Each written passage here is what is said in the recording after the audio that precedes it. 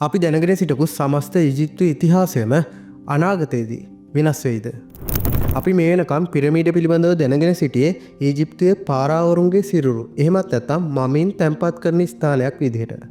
හැබැයි 2025 මාර්තු 23 වෙනි දින ඊජිප්තුවේ ගීසා පිරමීඩ සංකීර්ණයට යටින් භූගතව විශේෂ ව්‍යුහයක් හඳුනා ගැනීමට ඉතාලිය සහ ස්කොට්ලන්තයේ විද්‍යාඥ පිරිසකට හැකි වෙලා තියෙනවා. සින්තටික් ඇපචර් රේඩාර් එහෙමත් නැත්නම් SAR තාක්ෂණය යටතේ සොයාගත් මේ ව්‍යුහය භූමිය මතුපිට ඉඳන් අභ්‍යන්තරයට කිලෝමීටර් 2ක් පමණ විහිදී යනවා කියලා මේ විද්‍යාඥයන් තහවුරු කරගෙන තියෙනවා. ඉතින් මේ ආකාරයට භූමිය අභ්‍යන්තරයේ පවතින මේ ව්‍යුහය තුළ සිලින්ඩරාකාර කුණු 8ක් භූගත කුටි සහ උමම් මාර්ග මේ පර්යේෂකයන්ගේ නිරීක්ෂණයට භාජනය වෙලා තියෙනවා. මේ විදිහට සොයාගත් මේ ව්‍යුහය පිළිබඳ විවිධාකාර මත ඉදිරිපත් වෙලා තියෙනවා. ඒ අතරින් ප්‍රධාන එකක් තමයි මේ සමස්ත පද්ධතියම බලශක්ති බලාගාරයක් එහෙමත් නැත්නම් පවර් ප්ලාන්ට් එකක් විදිහට තිබ්බ කියන එක.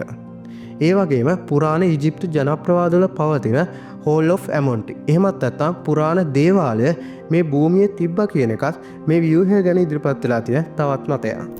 කොහොම හරි මේ විද්‍යාඥයන් කියන විදිහට තමයි සොයාගත්ත මේ ව්‍යුහයේ ඇකියුරසි එක 86% විදිහට ප්‍රකාශ කරලා තියෙනවා. කෆ්රේ ප්‍රොජෙක්ට් එක විදිහට හඳුන්වන මේ ව්‍යාපෘතිය පිළිබඳව සම්පූර්ණ වීඩියෝ එක tc.lk channel එකේ දාලා තියෙනවා. ඔයාට ඒ වීඩියෝ එක බලන්න පුළුවන්. ඉතින් මේ වගේ අලුත් තොරතුරු දැනගන්න අපේ channel එක අනිවාර්යයෙන්ම subscribe කරලා තියාගන්න.